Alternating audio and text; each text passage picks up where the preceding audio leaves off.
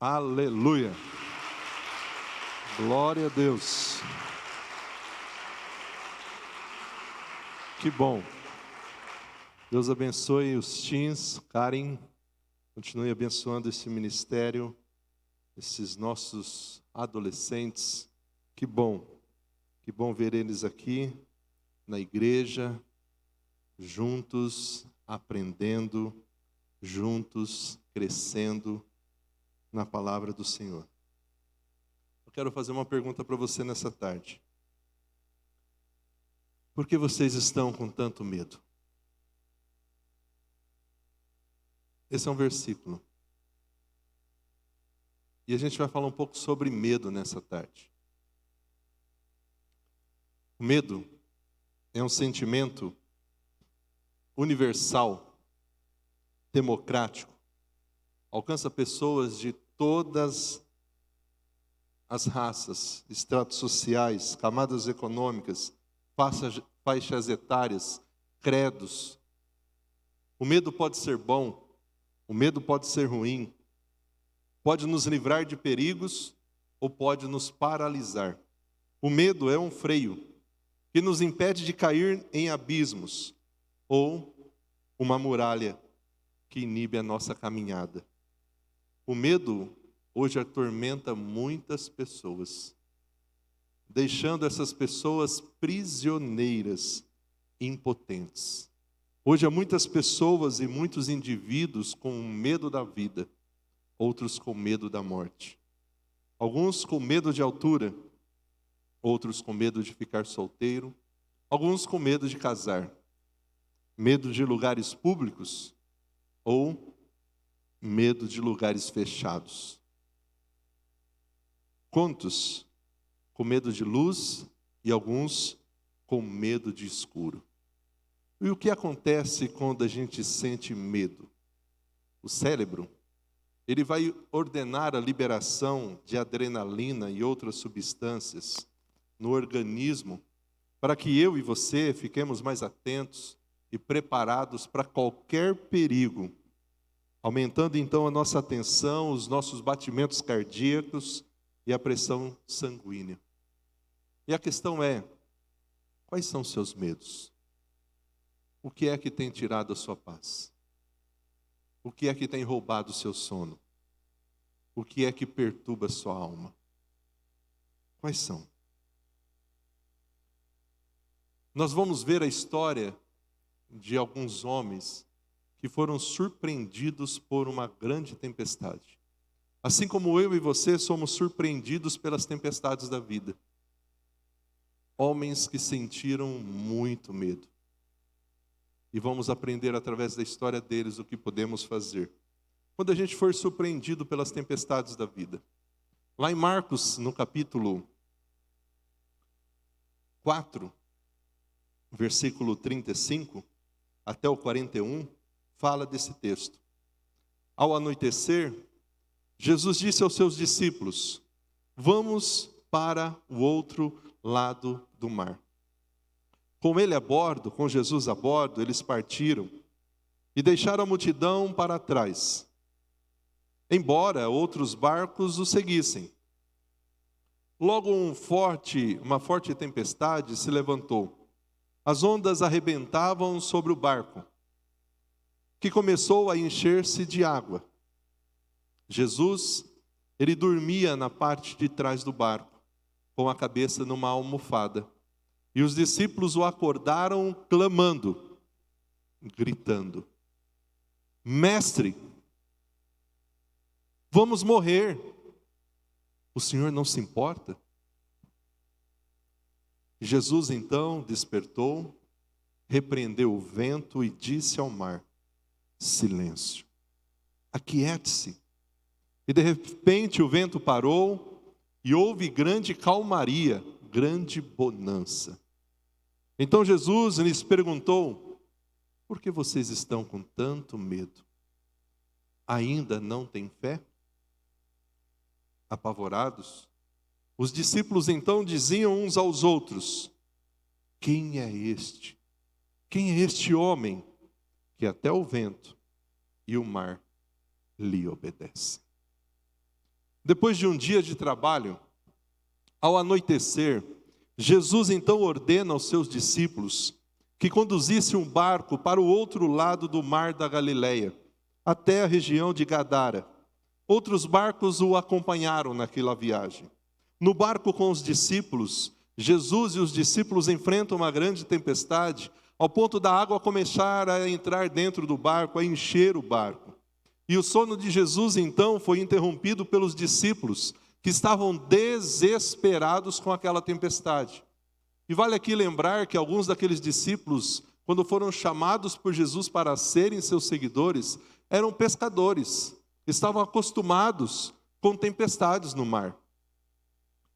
Então Jesus se levanta no barco, repreende aquele vento, repreende aquele mar, e a obediência da natureza ao Criador é imediata. A calmaria naquela viagem volta a acontecer. Jesus então olha para os seus discípulos e censura eles, pelo medo que eles tiveram e pela falta de fé, a ausência de fé deles. Os discípulos são surpreendidos então pelo poder de Jesus naquela situação.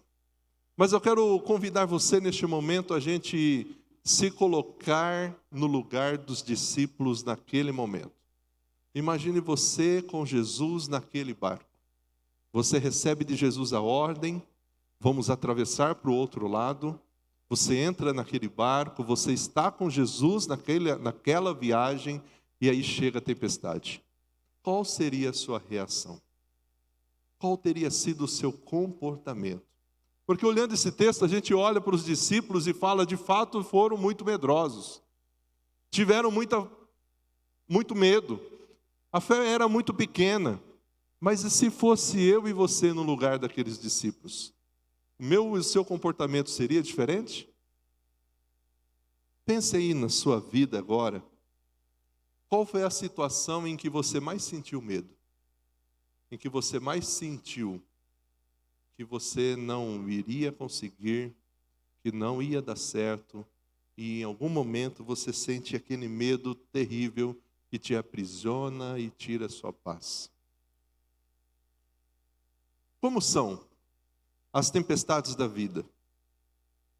A primeira coisa que a gente precisa aprender sobre as tempestades que acontecem na nossa vida é que elas são inesperadas. As tempestades, como nesse dia com os discípulos atravessando naquele mar, são inesperadas. Um acidente, uma enfermidade, a crise no casamento, um desemprego. Essas tempestades, elas não mandam uma mensagem no WhatsApp, estou chegando, se prepara. Não manda. Elas chegam na nossa vida sem mandar recado, sem pedir licença. As tempestades algumas vezes nos pegam de surpresa e nos deixam profundamente abalados. Devemos então estar preparados para as tempestades que certamente virão. E além de serem inesperadas, as tempestades da vida, elas são perigosas.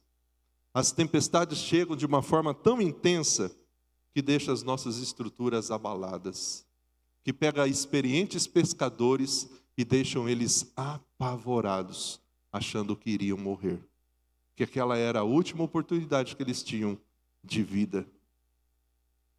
Põe então no chão tudo aquilo que a gente levou anos para construir. De repente, uma doença incurável que chega na nossa família, um acidente trágico que ceifa a vida, talvez aquela vida cheia de vigor, um divórcio traumático, que deixa o cônjuge ferido e os filhos amargurados. Todas essas tragédias e tempestades inesperadas e perigosas. Talvez uma amizade construída pelo cimento de muitos anos, naufraga diante da tempestade da traição. E aí, quando o problema é maior do que a nossa força, quando não temos mais capacidade nem estratégia, a gente precisa olhar para Deus. A gente precisa olhar para Deus e depender dEle. Porque no momento da tempestade, todas as coisas ficam fora do nosso controle. Mas todas as coisas ainda estão no controle de Deus. Do nosso controle vão sair. Vai ficar. Mas não sai fora do controle de Deus. E quando a gente olha esse texto, a gente vê que os conflitos que enfrentamos nas tempestades da vida, eles nos levam a alguns questionamentos. Portanto, olhando esse texto, a gente fica se perguntando como conciliar a obediência a Cristo com a tempestade. Os discípulos estavam naquele barco porque Jesus pediu para eles estarem ali. Eles estavam fazendo aquela viagem porque Jesus falou, vamos até o outro lado. Eles estavam onde Jesus os mandou estar. Eles estavam fazendo o que Jesus mandou fazer. Eles estavam indo para onde Jesus mandou eles irem. E mesmo assim enfrentaram uma tempestade terrível. Como entender quando nós estamos fazendo a vontade de Deus e ainda assim Deus permite tempestades? Então, nos conflitos que nós enfrentamos nas tempestades, a gente também se questiona em como conciliar a tempestade com a presença de Jesus. Quem estava com eles naquele barco era Jesus, aquele que já havia multiplicado, curado. E mesmo diante da presença de Jesus, eles passaram pela tempestade. E aquela tempestade ajudou os discípulos a entenderem que nós podemos confiar em Jesus diante das tempestades da vida. Porque nele nós podemos confiar. Porque ele é o nosso grande amigo. Porque em vários momentos da Bíblia nós temos textos como aquilo que cantamos agora, há pouco. Não temas.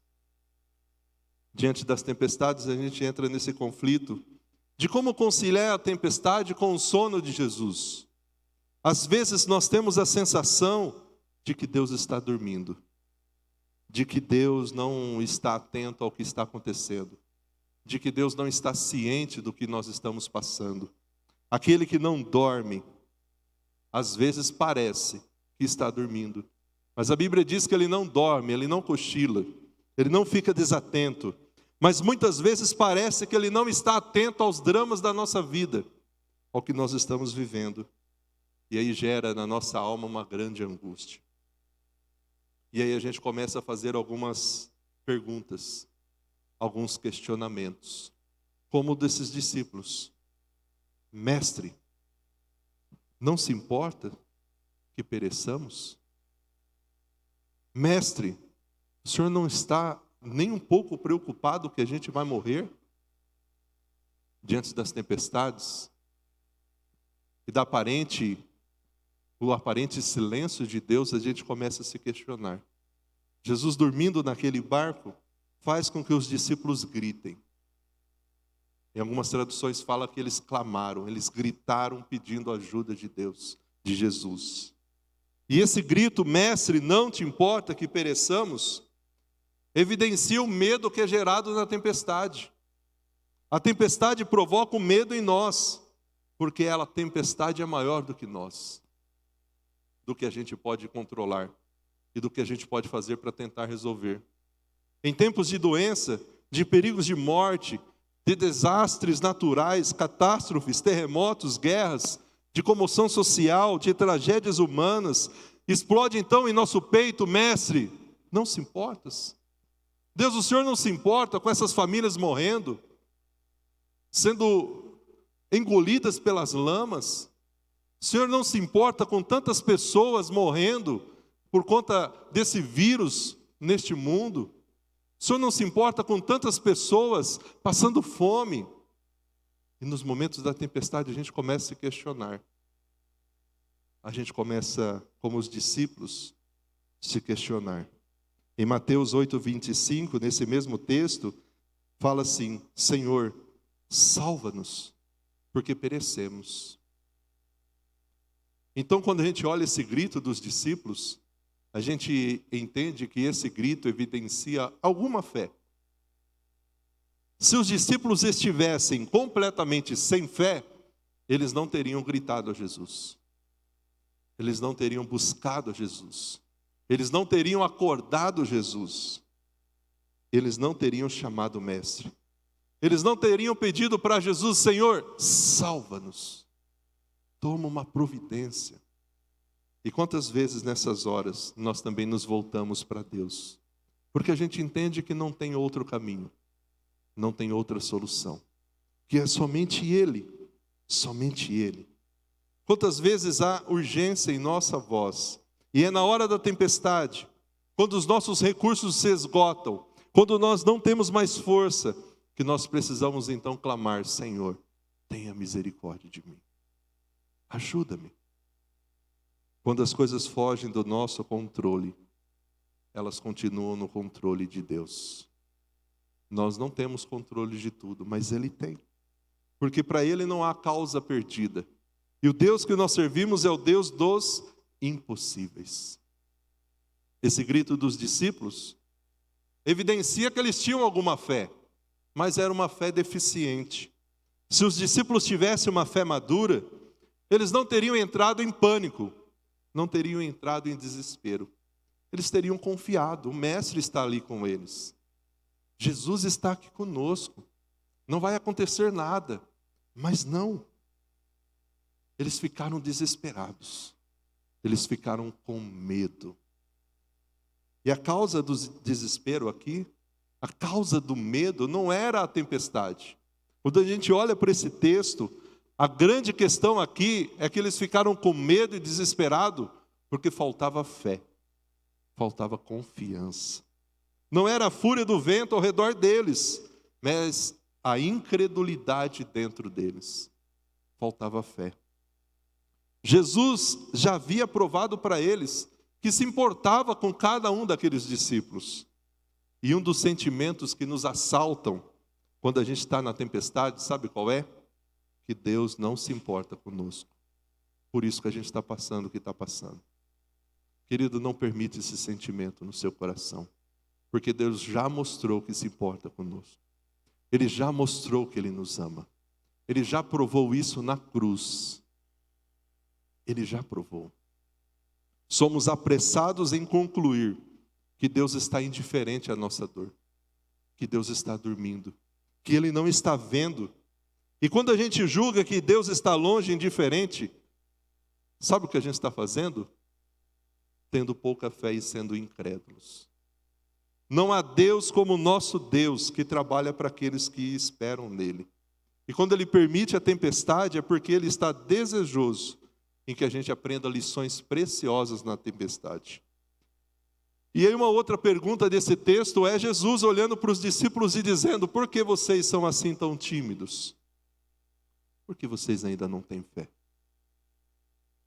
Os discípulos falharam no teste prático e revelaram medo e não fé.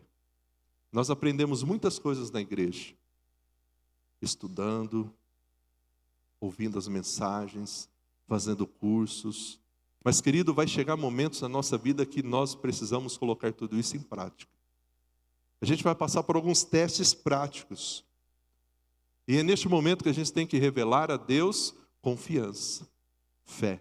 E não medo, não desespero. Porque onde o medo prevalece, a fé desaparece. E quando a gente fica com medo, a gente duvida que Deus está no controle. A gente não pode deixar o medo encher a nossa alma de pavor, pensando que as coisas estão fora de controle. Quando a gente se desespera, a gente julga que a gente está abandonado à nossa própria sorte. E nós não estamos. A palavra grega aqui para medo, nesse texto, é uma palavra chamada deiloi, que significa um medo covarde.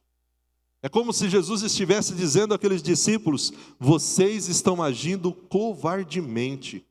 Vocês poderiam ter agido com confiança, plena confiança, mas foram covardes. Nós não podemos permitir que esse medo assalte o nosso coração, porque Deus, Ele está conosco. E aqueles discípulos e nós hoje devemos ter fé e não medo. Sabe por quê? 4 razões. A primeira é a promessa de Jesus. O que Jesus falou para eles? Vamos para o outro lado do lago. E se Jesus falou que eles iam para o outro lado, para a outra margem, o destino deles não era o naufrágio. A ideia de Jesus não era eles morrerem no meio daquele mar. Jesus iria cumprir a palavra. Portanto, a promessa de Jesus deveria trazer para eles confiança, fé e não medo. Quando Deus fala, quando Jesus fala, Ele cumpre. A questão é que Ele não prometeu uma viagem calma, tranquila. Ele prometeu que a gente vai chegar no final, mas não que seria calmo. E não que seria tranquilo, e não que seria sem dificuldades. No mundo vocês terão aflições. Jesus não prometeu em nenhum momento a ausência de lutas, mas Ele prometeu a vitória garantida. Aqueles que estão em Cristo Jesus são mais do que vencedores. Portanto, querido, a gente está numa grande viagem. Nosso alvo é o céu. E nessa viagem nós teremos lutas. Mas a promessa de Jesus nos mantém firme na fé. Mantém de pé. Outra coisa é a presença de Jesus. A presença de Jesus, ela nos livra de todo temor. Davi no Salmo 23:4 diz que ainda que eu ande por um vale da sombra e da morte, não temerei mal algum. Não temeremos porque a presença de Deus está conosco. Não estamos sozinhos. Não estamos abandonados à própria sorte. Querido, e se falou aqui vale da sombra e da morte, é porque o vale não seria um caminho seguro. É porque não seria algo fácil. A presença de Jesus, ela nos ajuda então a caminharmos. E a terceira coisa dos discípulos, para que eles pudessem ter fé e não medo, era a paz de Jesus. Enquanto a tempestade acontecia, Jesus fazia o quê? Dormia. Mas Ele estava ali. As tempestades podem nos abalar, podem abater contra nós, podem ficar fora do nosso controle, mas elas não abalam o nosso Deus. E Deus continua no controle. E outra coisa que a gente não pode esquecer é o poder de Jesus. Aquele que estava no barco com os discípulos é o Todo-Poderoso, Criador da natureza. As leis da natureza estão nas suas mãos. Ele controla todas as coisas, Ele controla o universo. E a natureza ouve a sua voz e obedece. Sai lá na rua e manda parar de chover para ver o que acontece. Vai acontecer alguma coisa? Tenta andar sobre o mar. Nós somos fracos e totalmente dependentes do Senhor. Mas aquele que caminha conosco nessas tempestades da vida, Ele tem todo o poder. Ele pode todas as coisas. E Ele nos destinou para a glória. Somos dEle e somos cuidados por Ele. Pode fazer. Portanto, querido, não se esqueça disso. Eu e você somos limitados, fracos. Nos sentimos sem forças em alguns momentos. Mas o poder de Jesus nos ajuda nos momentos das tempestades. Nosso maior problema não é o que está ao nosso redor, mas é o que está dentro de nós. O Senhor, Ele é a nossa bandeira. O Senhor é o nosso defensor. O Senhor é o nosso escudo. Por isso nós não precisamos temer. Por que vocês estão com tanto medo? O que tem trazido até o seu coração medo? Quais são seus medos? O que tem tirado o seu sono? Querido, olhe para Jesus. Busque a Jesus.